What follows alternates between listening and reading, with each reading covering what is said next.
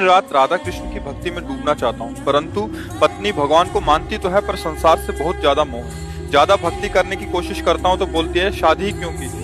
कृपया करके मार्गदर्शन करें कि इस माया से आपका स्वांग करना कमजोर है, पत्नी का दोष नहीं, आपका दोष है। जो नाटक मंच पे नाटक मिले उसे अच्छी तरह निभाया जाता है तभी नाम मिलता है।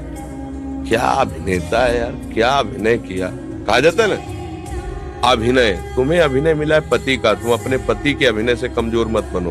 भक्ति हृदय का विषय है, अभिनय तुम्हें जो इस रंगमंच पर मिला है संसार के, हाँ अब मिला है तुम्हें गृहस्थी का अभिनय करोगे, बाबा जी को तो पिटोगे तो है ही, फिर परेशान हो जाओगे। हृदय में भक्ति का रंग चढ़ाओ, बाहर से वैसे ही रहो जैसे साधारण रहते हैं। अब बाहर से माला मत डालो, बाहर से मत दिखाओ तुम्हें बहुत भक्त हो, नहीं तो परेशानी तो आई जाएगी।